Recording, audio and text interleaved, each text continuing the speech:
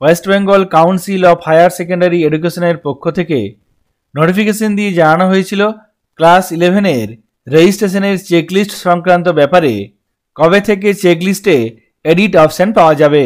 এখানে দেখুন সেই নোটিফিকেশন কাউন্সিলের তরফ থেকে 29/7/2024 তারিখে চেকলিস্ট ইস্যু করা হয়েছে। বিদ্যালয়ের ছাত্রছাত্রীদের রেজিস্ট্রেশনের তথ্য চেক করার পর সেই চেকলিস্ট সাবমিট করতে হবে 29/7/2024 থেকে শুরু করে 14ই আগস্টের মধ্যে। তারপরে এই কাউন্সিলের পোর্টালের মাধ্যমে প্রভিশনাল রেজিস্ট্রেশন সার্টিফিকেট ইস্যু করা হবে আগামী 30শে আগস্ট। কাউন্সিলের তরফ থেকে 29শে জুলাই চেকলিস্ট ইস্যু করা হয়েছে। চলুন দেখে নিই কাউন্সিলের পোর্টালে এই চেকলিস্ট কী অবস্থায় আছে।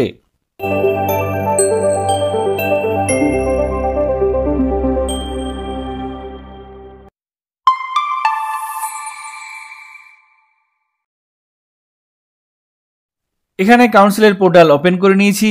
এখানে ইনস্টিটিউশন লগইন অপশানে ক্লিক করে নির্দিষ্ট user ID password captcha code ব্যবহার করে লগ ইন করে নেব। কাউন্সিলের পোর্টালে লগ ইন করে গেলাম। এখানে ড্যাশবোর্ডে চলে এসেছি। এরপর চেকলিস্ট দেখার জন্য এখানে বাঁ দিকে যে অপশানসগুলি আছে তার মধ্যে থেকে ফর্মস অপশানে ক্লিক করব। তারপর স্কুল অ্যাপ্লিকেশন, তারপর নিচের দিকে দেখুন এখানে এইচএস রেজিস্ট্রেশন চেকলিস্ট এই অপশানটি আছে। এখানে এই অপশানটিতে ক্লিক করতে হবে। সঙ্গে সঙ্গে একটি নতুন পেজ ওপেন হয়ে যাবে যেখানে দেখুন এইচএস রেজিস্ট্রেশন চেকলিস্ট। নিচে কি লেখা আছে, checklist edit will be available from 29 July 2024। অর্থাৎ কাউন্সিলের নোটিফিকেশন অনুযায়ী 29শে জুলাই থেকে চেকলিস্ট এডিট করার অপশান চলে এসেছে। এখান থেকে চেকলিস্ট পাওয়ার জন্য এখানে প্রথমে সেশন সিলেক্ট করব 2024-25, তারপর পেজ লিমিটে চলে যাব ম্যাক্সিমাম। তারপর এখানে ডান দিকে এই সার্চ বাটনে ক্লিক করব। সার্চ অপশানে ক্লিক করার সঙ্গে সঙ্গে আপনার বিদ্যালয়ে যে সমস্ত ক্যান্ডিডেট রেজিস্ট্রেশন করেছে তাদের নামগুলি এখানে চলে আসবে। এখানে দেখুন টোটাল কাউন্ট দেওয়া আছে এবং ডান দিকে আছে অ্যাপ্রুভ এবং রিজেক্ট। এখানে নিচে যে সমস্ত তথ্যগুলি দেওয়া আছে সেই সঙ্গে দেখুন একটি নতুন কলাম আছে ডিসপুট ইন রেজিস্ট্রেশন। যদি কোনো ক্যান্ডিডেটের রেজিস্ট্রেশন ফর্ম ফিল আপে ডিসপুট থাকে সেক্ষেত্রে এখানে সেই পার্টিকুলার ডিসপুট দেখাবে। সেই অনুসারে আপনাকে সেই ডিসপুট রিজলভ করতে হবে। এখানে দেখুন একটি ক্যান্ডিডেটের ডিসপুট আছে। এখানে কি ডিসপুট আছে, present address line 1 missing, permanent address line 1 missing. অর্থাৎ বাংলা শিক্ষা পোর্টালে যে প্রোফাইল আছে এই ক্যান্ডিডেটের সেই প্রোফাইলে অ্যাড্রেস লাইন মিসিং আছে। সুতরাং এই ডিসপুট ক্লিয়ার করার জন্য বাংলা শিক্ষা পোর্টালে নির্দিষ্ট ক্যান্ডিডেটের প্রোফাইল আপডেট করতে হবে। এখানে যে ক্যান্ডিডেট আছে সেই ক্যান্ডিডেটের নাম দেখে নিতে হবে। তারপর বাংলা শিক্ষা পোর্টালে গিয়ে সেই ক্যান্ডিডেটকে সার্চ করতে হবে। এই ক্যান্ডিডেটের অ্যাড্রেস লাইন আপডেট করার জন্য এবং এই ডিসপুট ক্লিয়ার করার জন্য আমরা এরপর বাংলা শিক্ষা পোর্টালে চলে যাব। এখানে বাংলা শিক্ষা পোর্টালে নির্দিষ্ট ইউজার আইডি পাসওয়ার্ড ব্যবহার করে লগ ইন করে নিয়েছি। এখানে আমি সেই নির্দিষ্ট বিদ্যালয়ের নির্দিষ্ট ইউজার আইডি পাসওয়ার্ড ব্যবহার করে বাংলা শিক্ষা পোর্টাল ওপেন করে নিয়েছি।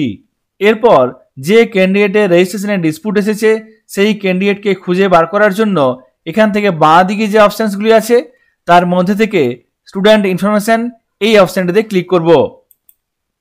তারপর এখানে স্টুডেন্টস লিস্ট ভিউ এই অপশানটিতে ক্লিক করব।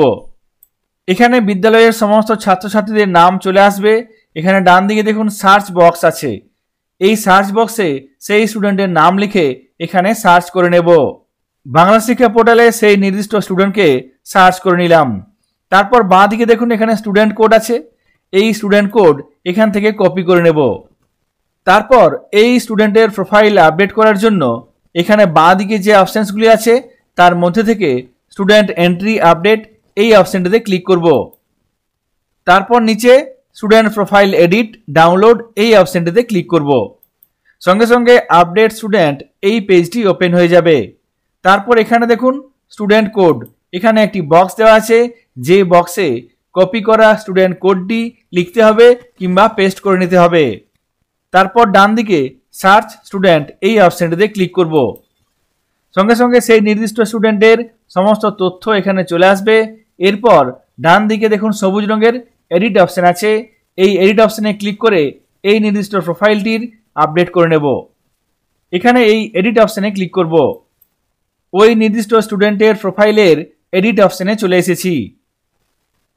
এখানে দেখুন এডিট স্টুডেন্ট, এখান থেকে যে সমস্ত তথ্যগুলি দেওয়া নেই সেই তথ্যগুলি দিতে হবে। প্রয়োজনে যদি কিছু কারেকশন করার থাকে সেই কারেকশন করে নিতে হবে।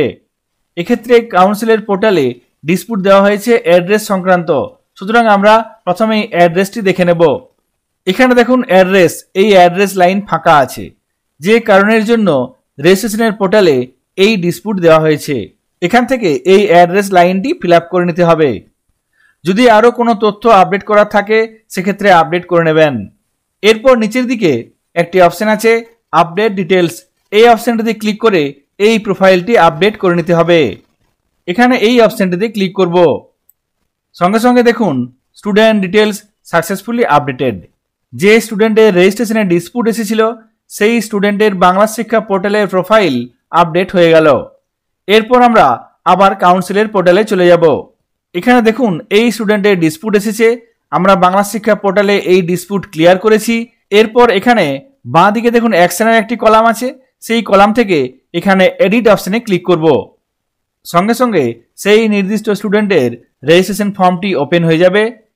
এখানে দেখুন দুটি অপশান আছে, পার্সোনাল ডিটেলস এবং আপডেট পার্সোনাল ডিটেলস। বাংলা শিক্ষা পোর্টালে এই নির্দিষ্ট স্টুডেন্টের প্রোফাইল আপডেট হয়ে গেছে। এরপর আমরা এখানে আপডেট অপশানে ক্লিক করে এখানের প্রোফাইলটি আপডেট করে নেব। এখানে এই আপডেট অপশানে ক্লিক করব। সঙ্গে সঙ্গে দেখুন রেকর্ড আপডেটেড সাকসেসফুলি, এখানে ওকে। অ্যাড্রেস সংক্রান্ত যে ডিসপুট ছিল সেই ডিসপুট এখানেও ক্লিয়ার হয়ে গেছে। এরপর আমরা এই ফর্মটি সাবমিট করে দেব। এরপর নিচের দিকে নেক্সট একাডেমিক ফর্ম, তারপর এখানে একাডেমিকের পেজটি চলে আসবে। নিচের দিকে একাডেমিক ফর্মে যদি কোনো তথ্য আপডেট করে থাকেন সেক্ষেত্রে মনে রাখবেন এখানে কিন্তু সাবমিট একাডেমিক ফর্ম এই অপশানটিতে ক্লিক করতেই হবে, না হলে কোনোভাবেই এই পেজের ডেটা আপডেট হবে না। সুতরাং আপনারা যদি চেকলিস্ট এডিট করার সময় এক্ষেত্রে একাডেমিক পেজে যদি কোনো ডেটা আপডেট করে থাকেন, কারেকশন করে থাকেন, সেক্ষেত্রে এখানে সাবমিট একাডেমিক ফর্ম এই অপশানটিতে ক্লিক করতেই হবে। এখানে আমি একাডেমিকের কোনো তথ্য আপডেট করিনি, তাও এখানে আমি সাবমিট একাডেমিক ফর্ম এই অপশানটিতে ক্লিক করে নেব। সঙ্গে সঙ্গে ফাইনাল পেজে চলে আসবে। এখানে বাঁ দিকে ফটো, ডান দিকে সিগনেচার থাকবে। এখানে আমি এরপর এই সাবমিট অপশানে ক্লিক করে নেব। এখানে দেখুন সেই ডিসপুট দেওয়া আছে। এরপর এই পেজটি আমি একবার রিফ্রেশ করে নেব। রিফ্রেশ করার জন্য এখানে আমি এই সার্চ অপশানে আরেকবার ক্লিক করব। সঙ্গে সঙ্গে দেখুন সেই ডিসপুট আর নেই। আপনারা যদি আপনাদের চেকলিস্টে কোনো ডিসপুট পেয়ে থাকেন সেক্ষেত্রে বাংলা শিক্ষা পোর্টালে আপডেটের মাধ্যমে এই ডিসপুট ক্লিয়ার করতে পারবেন। আপনাদের বিদ্যালয়ের চেকলিস্টে যদি অন্য কোনো ধরনের ডিসপুট থাকে সেই ডিসপুট সংক্রান্ত ব্যাপারে আপনারা কমেন্ট বক্সে কমেন্ট করতে পারেন। ক্লাস 11-এর চেকলিস্ট সংক্রান্ত ব্যাপারে কিভাবে ডিসপুট ক্লিয়ার করতে হবে সেই পদ্ধতিটি আপনাদের সঙ্গে শেয়ার করলাম। সকলে ভালো থাকবেন, সুস্থ থাকবেন। ধন্যবাদ।